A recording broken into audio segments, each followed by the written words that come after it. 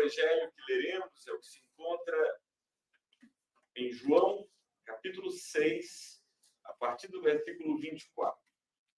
João, capítulo 6, a partir do versículo 24. Quando aquela multidão viu que Jesus não estava ali, nem os seus discípulos, entraram nos barcos e partiram para Cafarnaum à procura de Jesus. E tendo-o encontrado no outro lado do mar, lhe perguntaram: Mestre, quando o Senhor chegou aqui? Jesus respondeu: em verdade, lhes digo que vocês estão me procurando, não porque viram sinais, mas porque comeram os pães e ficaram satisfeitos. Trabalhem não pela comida que se estraga, mas pela que permanece para a vida eterna, a qual o Filho do Homem dará a vocês, porque Deus, o Pai, o confirmou como seu selo. Então lhe perguntaram: que faremos para realizar as obras de Deus? Jesus respondeu: a obra de Deus é esta, que vocês creiam naquele que ele enviou. Então eles disseram: que sinal o Senhor fará para que vejamos e creiamos no Senhor? O que o Senhor pode fazer? Nossos pais comeram o maná no deserto, como está escrito: deu-lhes a comer pão do céu. Jesus lhes disse: em verdade, lhes digo que não foi Moisés quem deu o pão do céu para vocês. Quem lhes dá o verdadeiro pão do céu é meu Pai, porque o pão de Deus é o que desce do céu e dá vida ao mundo. Então lhe disseram: Senhor, dê-nos sempre deste pão. Jesus respondeu: eu sou o pão da vida. Quem vem a mim jamais terá fome.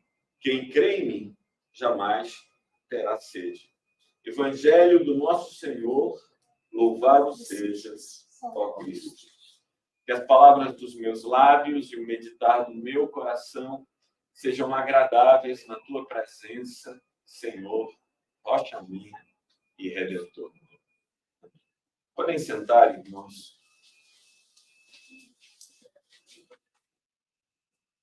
Não sei quantos de vocês já tomaram um banho de rio. Quem já tomou banho de rio aqui? Vocês nunca tomaram banho de rio? Você tomou? Já tomou banho de rio? Você tomou banho de rio? Você já tomou banho de rio? Não, mas é açude. Mas é diferente. E há uma diferença básica entre banho de rio, banho de açude, banho de piscina, banho de mar. É que, como o rio é pequeno, em geral, né, pode ser grande, por exemplo, São Francisco, o Rio, o Amazonas, mas o rio que a gente costuma tomar banho, ele tem margens visíveis, você tem a nítida percepção da passagem da água. E você percebe as folhas que vão sendo arrastadas pelas águas do rio, os galhos que passam e vão sendo arrastados pelas águas do rio. E as águas do rio também tendem a ser mais frias do que uma água de piscina, porque a água está se renovando, ela não está estática sob a influência do sol, como a água da piscina, ou mesmo no açude, mas ela continuamente corre. De certa maneira, a nossa mente é semelhante às águas de um rio. E os pensamentos são justamente as águas. A mente é o rio e os pensamentos são as águas desse rio. E os pensamentos passam o tempo todo, vão se alterando. Alguns pensamentos se fixam e, às vezes, nos perturbam por muito tempo, mas, em geral, os pensamentos se alteram, eles fluem. O grande problema é que nós temos a tendência de acharmos que somos a nossa mente. Que a mente é a nossa identidade. A gente diz assim: eu penso o tempo todo nisso. Ou eu o tempo todo falando como se a nossa mente, o que ocorre na nossa mente, é quem somos. Nós nos confundimos com a mente, mas, na verdade, a mente, cérebro, é um órgão do nosso corpo, como a mão, os pés, o nariz, a orelha. E a mente tem uma função, a mente tem um papel, e a nossa identidade é distinta da nossa mente. E aí, Silvio, eu queria propor assim, uma separação mais simples do que aquela separação clássica, Norberta, que foi feita pelo médico e psicanalista Sigmund Freud. Freud dividia o consciente e o inconsciente. E ele ia mais longe. Ele dizia que atuam na nossa consciência 3 dimensões. A primeira dimensão dos instintos, dos desejos basilares de nossa animalidade, que é o id. O ego é o ser que avalia se deve ou não atender a esses convites do id, das nossas pulsões essenciais. E uma figura importante e interessante criada por Freud, que é a figura do superego. Essas expressões id, ego e superego são expressões que foram escolhidas para a tradução da língua portuguesa, porque em alemão, que é a língua que Freud escreveu, ele utilizou a expressão ir, sou eu, e über ir, ou seja, o além de mim, o super eu. Aí a gente não quis colocar eu, aí colocou ego, que é o pronome pessoal em grego. Ego é eu em grego. Para evitar que fosse eu e o super eu, seria uma tradução literal. Do superego é o seguinte, que eu acho um barato pensar sobre isso.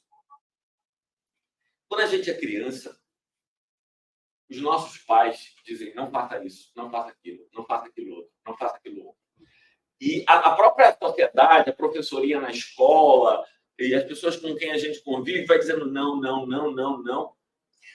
E aí a gente vai desenvolvendo, Karina, a capacidade de ter uma parte da nossa mente que introjeta os limites estabelecidos pelos pais, de tal maneira que aquela força física e presente de contenção deixa de ser necessária, porque a gente já tem um software de contenção rodando dentro de nós. Esse software de contenção que agora prescinde do pai, da mãe, da professora, não precisa mais eles ficarem olhando, porque eles instalaram em nós um mecanismo de autocontenção e agora esse superego é a força que diz ao meu ego, não vai, não faz, não isso, não aquilo. Então, o ego, na perspectiva da teoria freudiana, seria esse elemento da nossa identidade entre o id, que é a basicalidade dos instintos, e o superego,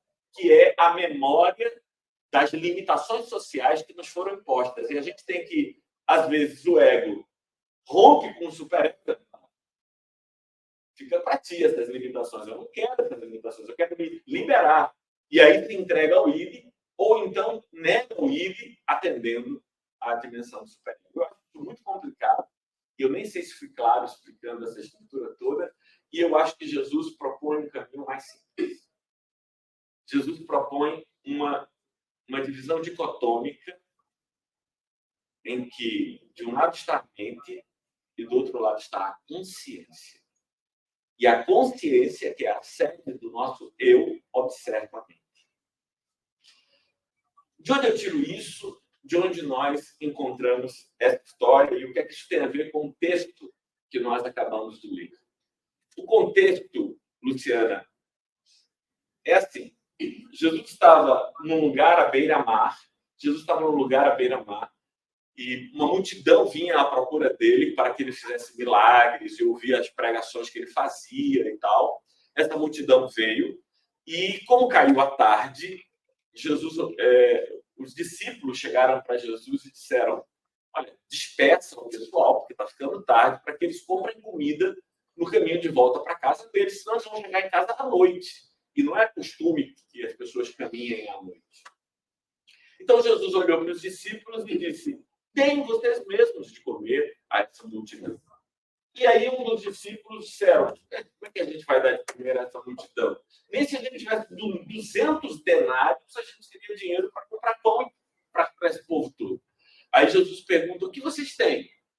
Aí alguém diz, olha, tem aí 5 pães e 2 peixes.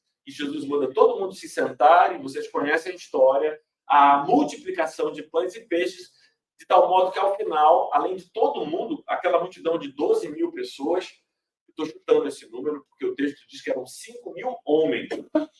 Eu boto o mesmo número de mulheres, bota mais algumas crianças ali, 12 mil pessoas ali, se alimentaram, e ainda sobrou 12 cestos de pães cheios e tal, que Jesus mandou recolher, para que nada se perdesse.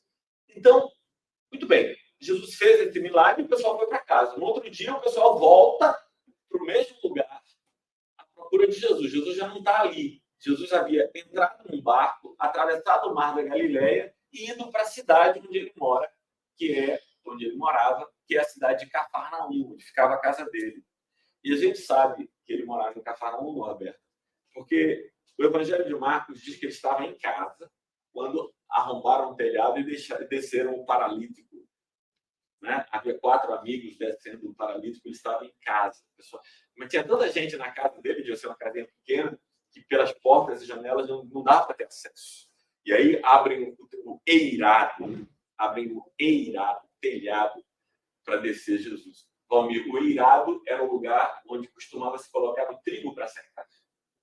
Então, ele era uma espécie de laje onde as pessoas colocavam o trigo para secar. Então, Jesus morava em Cafarnaum, eles vão para Cafarnaum, onde Jesus morava, e chegam lá e dizem a Jesus: pô, hoje tem pão? Ontem teve um milagre, a gente já descobriu que o Senhor tem um poder de transformar 5 pães e 2 peixes numa refeição. Então, a gente vai parar de trabalhar, a gente vem aqui, fica ouvindo o Senhor e tal, e o Senhor todo dia faz o milagre. Aí Jesus diz assim: olha, não entenderam nada. Vocês não entenderam nada. Vocês não perceberam que aquilo era um sinal. Vocês vieram aqui, e Jesus diz isso, está aqui no versículo 26. Em verdade, lhes digo que vocês não estão me procurando por causa dos sinais que viram, mas por causa dos pães que comeram e ficaram satisfeitos. A questão é, para Jesus, a multiplicação dos pães não era um serviço para matar a fome das pessoas. Era um sinal de sua ligação com o Pai. Era um sinal de que ele estava em comunhão com o Pai, que ele e o Pai eram um só. Então, as pessoas estão ali porque gostaram da multiplicação. Jesus diz: vocês vieram até aqui não porque viram um sinal, mas porque comeram os pães e se fartaram. Ou seja, vocês estão aqui com uma busca material, enquanto aquilo que aconteceu não era algo material, aquilo tinha um significado transcendente. Então, ele diz, versículo 27, trabalhem não pela comida que se estraga, mas pela que permanece para a vida eterna, a qual o Filho do Homem dará a vocês, porque Deus, o Pai, o confirmou com o seu selo. E a pergunta é: qual é a comida que perece? E a resposta é: toda comida perece. E aí Jesus diz: trabalhem não pela comida que perece. Se esforcem, a expressão grega é ergomenon, ou seja, fazer força, não pela comida que perece, mas para aquela que é para a vida eterna. Qual é a comida que perece? Toda comida perece. Todas as nossas buscas materiais, elas resultarão em perdas. Todas as nossas buscas materiais, elas são efêmeras, como efêmera é uma fruta colocada na fruteira. Imagine um cacho de bananas. Você vai ao mercado e compra um cacho de bananas ainda verde e coloca na fruteira. E então você viaja para algum lugar e passa um mês em viagem. Quando volta para casa, você olha para o fruteiro, o que é que você encontra? Um cacho de bananas podres. Mas eu deixei aqui verdes ainda. Elas amadureceram e apodreceram durante a sua ausência. Porque tudo quanto existe e que pode ser materialmente acessado está em trânsito e em perecimento. Está em trânsito e perecimento. Ou seja, está mudando E essa mudança conduzindo ao perdimento de alguma forma, a um perecimento de alguma forma. E existe alguma coisa que não perece? Jesus disse, há algo que permanece, há algo que... E é isso que eu posso dar a vocês. Algo que permanece, algo que pode lhes dar estabilidade. Isto é uma nova consciência. Quando Jesus diz, quem dá o pão do céu sou eu, é o Pai, não é Moisés, porque eles dizem assim, olha, que sinal tu fazes para que creiamos em ti? Os caras... E aí, veja como os caras estão pensando, estão obcecados pelo pão. Eles dizem assim, façam um sinal, os caras dizem a Jesus, façam um sinal para que a gente acredite em você, porque qual é a obra de Deus? Jesus diz, a obra de Deus é crer em mim. E aí eles dizem, façam um sinal para que a gente creia. E aí eles sugerem qual é o sinal que eles querem.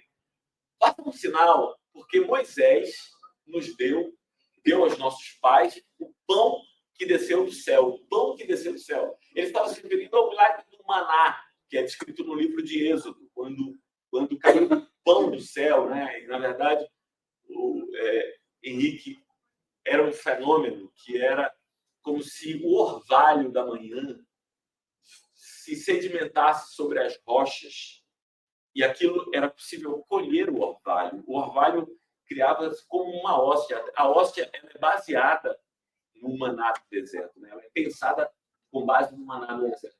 É como se as pessoas pudessem quebrar aquele orvalho que cobria as pedras e fosse recolhendo. Aquilo era um pão, era como um pão, né? Não era pão propriamente. Os hebreus chamaram aquilo de maná. Maná, que é o nome para uma refeição, né? Para uma refeição dos deuses. Então, era o maná que Deus deu. Então, olha, Moisés deu pão aos nossos pais. Por que só não dá pão para a gente também? Aí é um sinal e a gente vai crer em vocês. Jesus, vocês não estão entendendo nada, porque a minha proposta é outra. Eu sou o pão da vida. Quem crê em mim jamais terá fome. Quem me segue jamais terá sede. Eu sou aquele que promove o pão para a vida eterna. Então, é sobre isso que eu gostaria de falar para vocês. A diferença entre a consciência, que é eterna, e os pensamentos, que são efêmeros. E eu acredito fortemente que boa parte de nossa infelicidade está na identificação entre nós e os nossos pensamentos, e porque nós somos golpeados pelos nossos pensamentos, sofremos com os nossos pensamentos. E, Silvia, é como se a sua mão lhe esbofeteasse. Não é possível. Não é possível. A sua mão é para cuidar de você. A sua mão, ela foi educada para tratar o teu corpo, cuidar do teu corpo. Ela não está aí para te machucar. A tua mente, Silvia, ela não está aí para te machucar, mas ela te machuca. Ela te conduz a pensamentos que são desagradáveis, deprimentes, ruins. Por isso, eu acho lindo, Henrique, a grande figura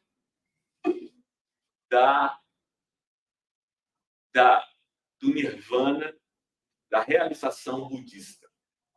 Você sabe como é a figura da realização budista? Eu acho essa imagem tão bonita que eu já pensei em fazer um quadro dela para mim. Ana, é um monge baixinho, careca, né? Um monge desses monges budistas, então bem baixinho assim, cavalgando um tigre gigante, tigre grande. Ele está montado sobre o tigre, tem uma sela no tigre, tem rédeas no tigre e um mongezinho cavalga o tigre. Ana, o tigre é a mente dele. A fera é a mente dele. O que é que normalmente o tigre faz? Ataca, machuca, dilacera, destrói o mongezinho. Esse monge não apenas dominou a sua mente, mas a domesticou e agora monta nela. De tal maneira que ele puxa as rédeas e o tigre vem para cá, e o tigre vai para lá, para onde quer que ele vá, porque ele assumiu o senhorio sobre sua própria mente. E eu pergunto a vocês, em que estado vocês se encontram? Vocês se encontram naquele estado em que estão todos lanhados, arranhados de golpes do tigre? Ou vocês já estão naquela fase assim, eu aqui, ele ali e tal? De vez em quando eu olho para o tigre. Ou a gente já subiu no tigre, já montou no tigre, já fez cela no tigre? Eu acho que talvez ainda não. Talvez ainda não. Então, a nossa mente, esse lugar, esse rio revolto de pensamentos que passam o tempo todo, e a consciência. Este rio, viver no rio, é viver à procura do pão que perece, porque é o tempo todo. Eu tenho uma alegria, eu tenho uma felicidade. O que acontece com a alegria ou a felicidade que eu tenho momentânea? Ela se desfaz em tristeza. O tempo todo essas coisas são perecidas, elas vão se perdendo. Há uma consciência que não está na voragem das águas do rio. Há uma consciência distinta e superior às ondas do rio. O que é esta consciência e como eu alcanço? Essa é a pergunta, cara. O que é essa consciência e como eu alcanço? Esta consciência é aquilo que Jesus chamou de o pão para a vida eterna. Vida eterna é uma expressão, Karina, que você já deve conhecer, porque ela é, em grego, zoe aionion. Zoe é vida.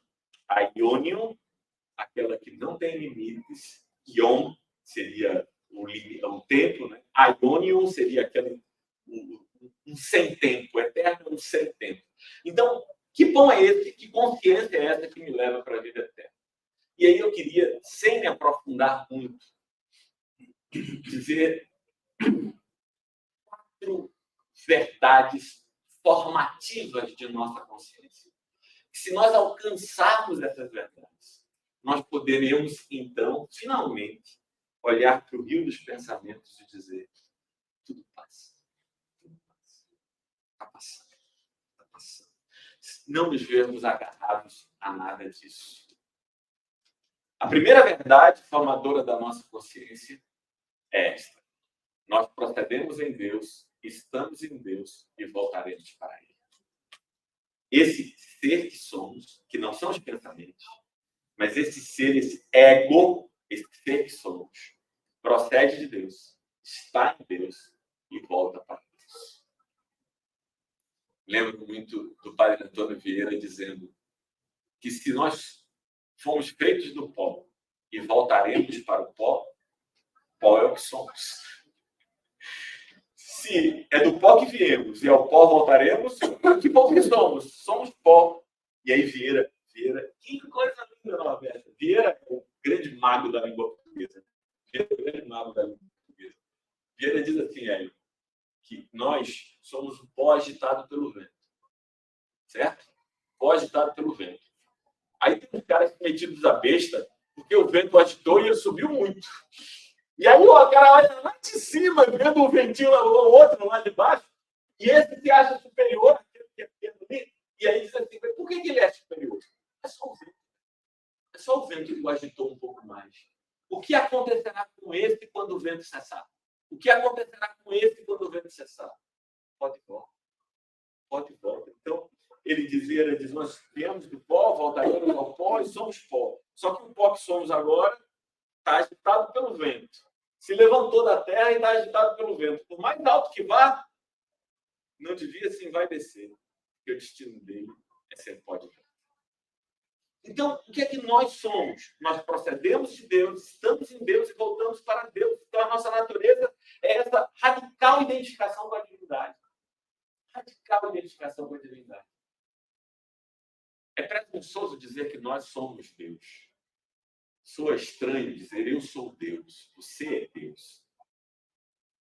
Mas isso não é de todo incorreto, porque nós estamos em conexão tão profunda, estamos em Deus, que nós estamos para Deus, assim como a onda está para o oceano.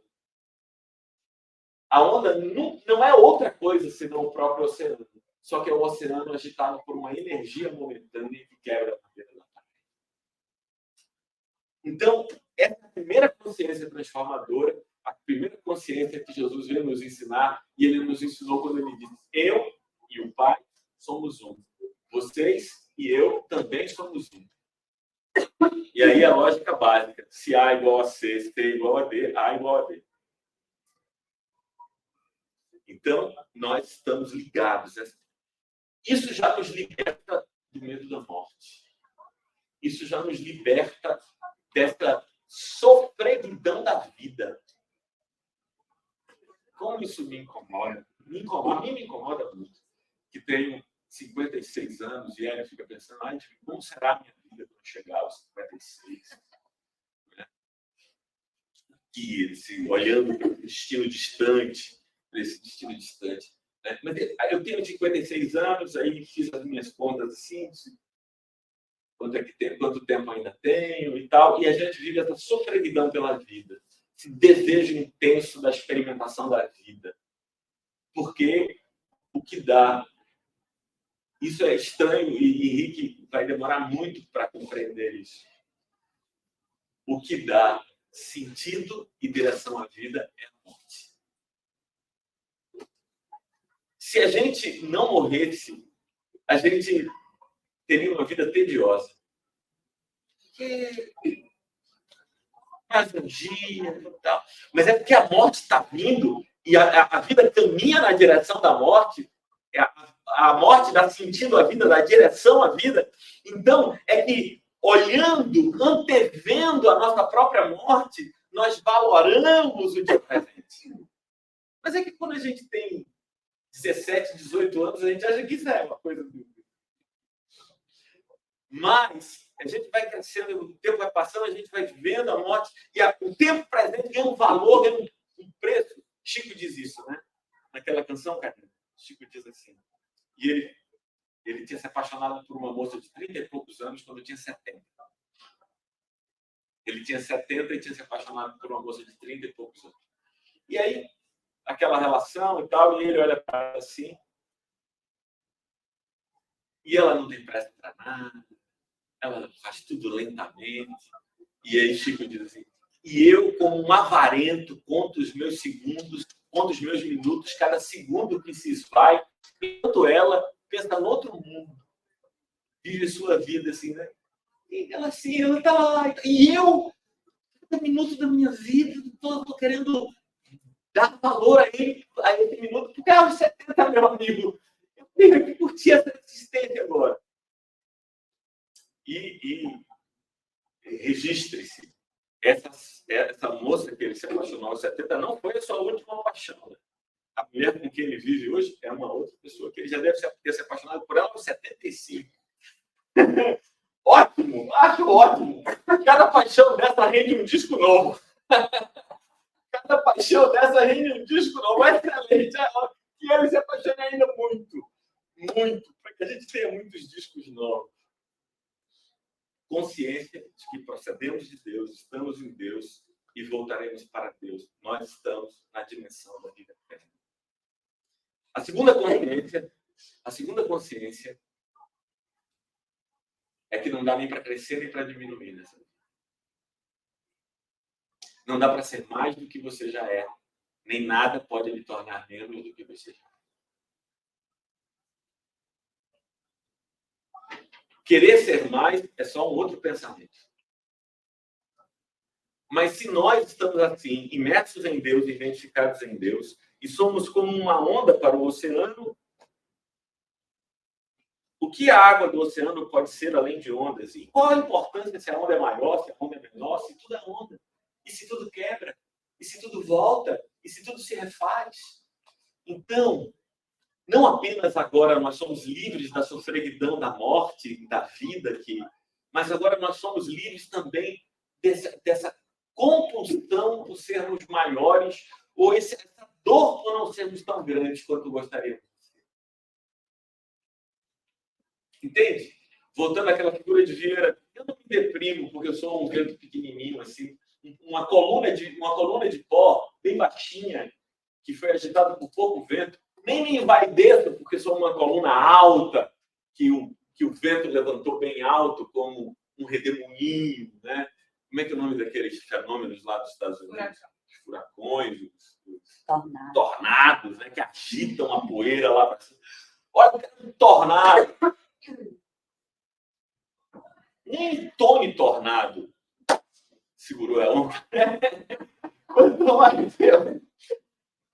Então, poxa vida.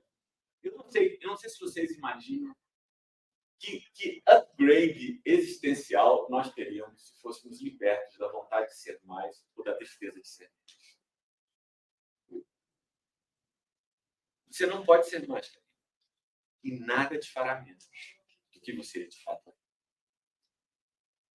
Ter consciência disso é libertação. Ter consciência disso é libertação. A terceira consciência, o terceiro elemento formador dessa consciência é que o lugar mais confortável que podemos experimentar é esse estado de comunhão com a divindade. Nós deveríamos ser esses seres que cobiçam a experimentação da comunhão. Como é que é aquela canção que a gente cantou domingo, Palmeiras? Teus altares. Sim. Ela diz isso, né? O pardal encontrou casa e a andorinha ninho para si, onde ajunte seus filhotes. Eu encontrei teus altares, Senhor, Deus meu e Rei meu. Ou seja, esse lugar é o lugar mais confortável. Nós deveríamos, e que coisa maravilhosa, né? Nós deveríamos desejar o tempo todo fugir da vida corrida e nos encontrarmos em comunhão com Deus em oração. A canção do Salmo 84 começa dizendo assim: como suspira a costa pelas correntes das águas, assim por ti suspira minha alma. Esse desejo de ti, esse desejo de estar contigo. A comunhão com Deus, Ana, é um lugar pacífico e seguro, onde nós estabilizamos, onde a gente olha para os pensamentos e é como se nós pudéssemos dizer serenai, aquietai-vos, aquietai-vos, aquietai-vos. É desse lugar de comunhão com Deus que nós deveríamos buscar. E desde a minha adolescência, eu fantasiei, eu tive a experiência de passar muito tempo no seminário e ver que não é bem assim. Mas desde a minha adolescência eu fantasiei a vida no mosteiro, achando que as pessoas vivem ali para oração, para o louvor, para o estudo da Bíblia. Mas a gente vê, como eu vivi os anos que eu passei no seminário, eu vi que não é bem assim, que há política, brigas e confusões e vaidades e lutas internas. Mas nós, aqui onde estamos, do modo como vivemos, deveríamos amar o refúgio divino, amar o refúgio divino, buscar o refúgio divino, desejar o refúgio divino. E eu queria dar esse nome, né? Refúgio divino, lugar onde eu me sinto seguro, onde eu me sinto protegido, lugar. Eu vi uma história que eu achei extraordinária, Valmir. O camarada era um sábio, homem muito humilde, vivia como um mendigo na rua, vivia como um mendigo na rua, mas era extremamente sábio. O rei, vendo aquele cara e a sua sabedoria, as respostas que ele dava às perguntas, o rei disse: eu quero que você seja meu ministro, quero levar você para o palácio, quero que você more comigo, quero que você seja meu conselheiro. Não faz sentido você continuar aqui na rua e tal. Eu disse: não, mas eu estou bem aqui. Não, mas não é que você queira, é que nós precisamos de você. E aí o sábio disse: eu aceito o convite com uma condição, que você me dê lá no palácio um quarto, que eu possa ir de vez em quando a esse quarto. E ninguém entra nesse quarto, ninguém pode olhar para dentro do quarto. Meu palácio é enorme, um quarto não me fará falta, me dou tranquilo, você vai morar lá. Então. Foi e era o conselheiro do rei, e toda vez que tinha uma grande crise, uma situação que precisava de decisões muito importantes, ele se recolhia nesse quarto, passava 1 hora lá no quarto, depois saía e dava os conselhos ao rei e tal. E todo mundo, né, a corte dizia: rei, o que será que tem naquele quarto? O que será que ele faz ali? E a curiosidade vai crescendo, e ele diz, o rei chega para ele: eu quero ver. Não, se você quiser ver, pode ver, mas eu vou embora. Não, eu prefiro que você fique aqui, deixe o quarto lá fechado. Passaram-se 2, 3, 4 anos, o rei não aguentou mais. E a curiosidade, ele entrou no quarto. Quando entrou no quarto, o quarto completamente vazio. Só havia no canto roupas velhas e esfarrapadas e uma cuia de pedir esmolas. O que é isso? O rei perguntou ao sábio. E ele disse: quando uma situação muito difícil acontece, eu venho aqui, tiro as minhas roupas da realeza e da corte, visto as minhas roupas de mendigo, sento-me ao lado da cuia de mendicância e lembro quem eu sou, e a partir dali, de quem eu sou, me vem a sabedoria para responder às questões do rei. Mas agora que você sabe, eu não preciso mais ficar aqui, eu vou voltar para a minha vida. E ele, com aquelas mesmas roupas, ele volta e vai mendigar novamente. Quer dizer, a gente precisaria de um lugar na nossa vida para lembrar quem somos. Para lembrar quem é o refúgio divino. É o lugar para onde eu vou, porque há tantas, e quantas vezes eu já passei por isso.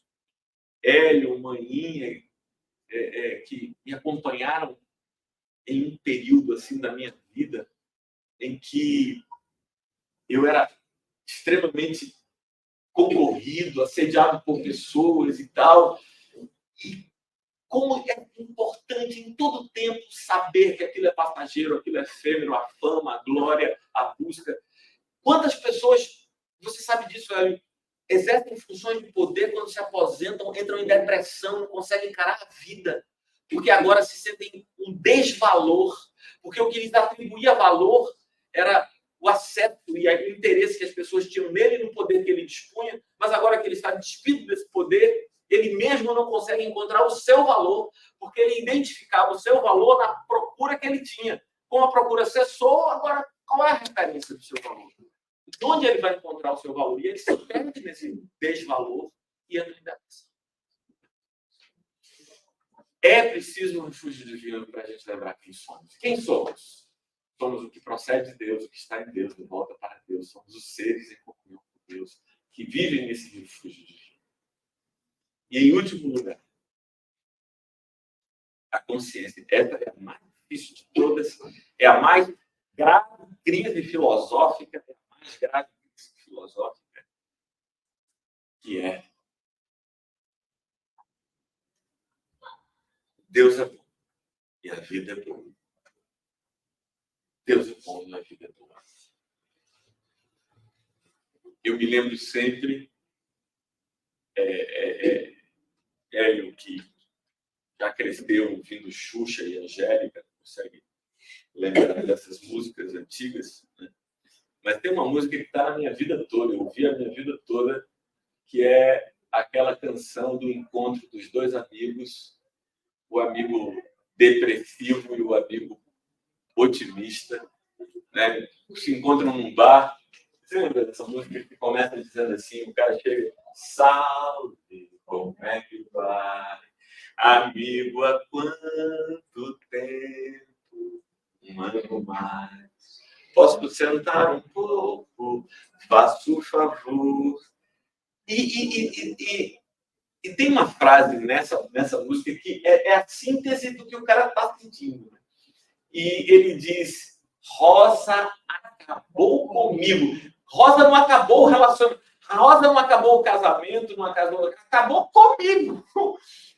Rosa acabou comigo. E aí ele diz assim: Rosa acabou comigo. E o outro diz: meu Deus, por quê? Meu Deus, por quê? E aí ele responde: nem Deus sabe o motivo. E aí o otimista diz: mas Deus é bom. Mas não foi bom. E aí o outro diz: todo amor um dia chega. Mas essa ideia de que Deus é bom. E aí o outro diz, mas Deus não foi bom para mim. E por que Deus não foi bom para mim? Porque Rosa acabou com ele. Ou seja, a felicidade dele dependia de Rosa. E como a felicidade dele depende de Rosa, e Rosa não está mais na vida dele, Rosa acabou com ele, então ele não tem mais chance de... E aí o amigo diz assim, sai atrás. Aí o outro, ele depressivo, é terrível, é terrível. Ele diz, que bom se eu morresse. Pra quê, rapaz? Talvez Rosa sofresse.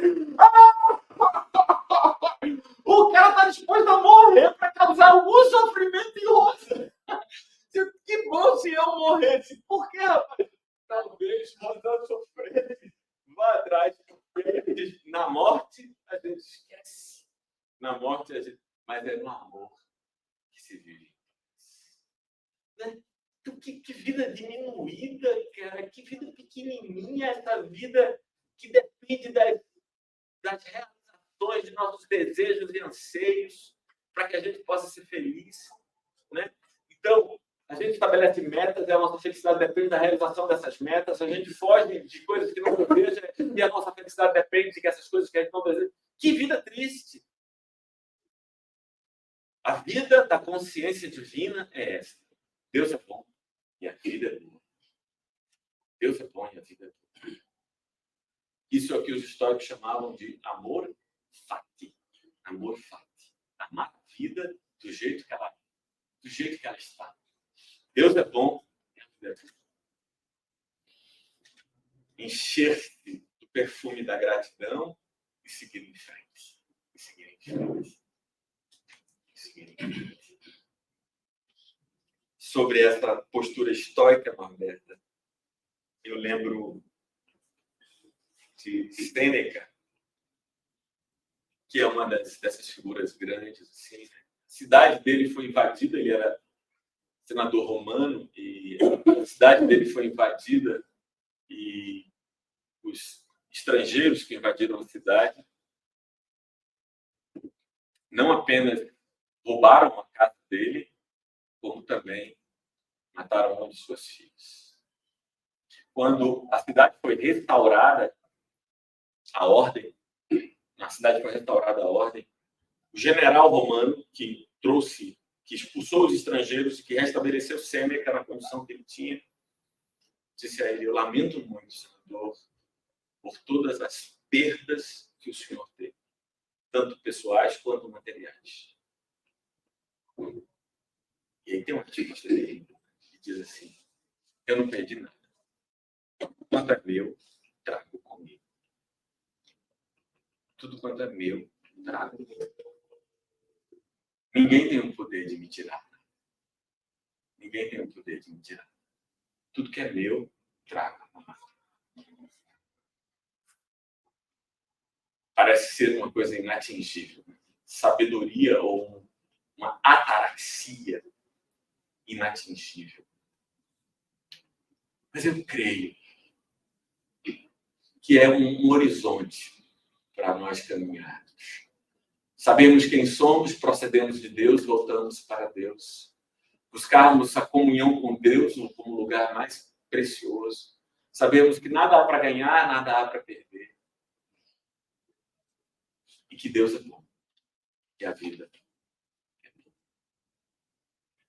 Saímos daqui com essa consciência transformadora em nós. É uma luta, gente. Eu tenho uma certa inveja dos nossos irmãos budistas. Porque tem uma palavrinha que eu invejo neles. Os cristãos, eles são chamados de crentes. Sabe como é o nome que se dá àqueles que exercitam a espiritualidade budista? Praticantes. Fulano é um praticante. A gente é crente. Eles são praticantes. Não tem crentes entre os budistas. Ou o cara é praticante ou não é praticante. Um é passivo, outro é ativo. Então, crente parece que é uma coisa da cabeça, né? Eu creio. Mas será que eu pratico o ensino de Jesus? E eu lembro que Eduardo Galeano, que eu sempre lembro de Eduardo Galeano contando a história de um cara que estava num congresso. Alguém perguntou para ele qual é a utilidade das utopias. Lembra dessa história? Qual é a utilidade das utopias? Aí esse colega, Eduardo Galeano, diz que a resposta não foi dele, foi desse colega no congresso. Aí ele diz, o colega chega e diz, que a palavra utopia, vocês conhecem essa palavra, é uma palavra grega que significa sem lugar, não lugar. É não, topos é lugar. E aí ele diz, o que serve uma utopia? E aí esse colega teria trazido esta resposta. A utopia é como o horizonte. Você caminha 10 passos na direção do horizonte, o horizonte se afasta 10 passos de você. Você caminha 100 passos na direção do horizonte, o horizonte se afasta 100 passos de você. E você pergunta, então, para que serve o horizonte e a utopia? Para nos dar direção. A utopia serve para nos fazer andar na direção. Então, desenvolver essa consciência crística, o pão da vida eterna em nós, devia ser o nosso horizonte utópico. O nosso horizonte utópico. Ainda que a gente não realize, darmos um destino para caminhar. Vamos ficar de pé. Vamos orar.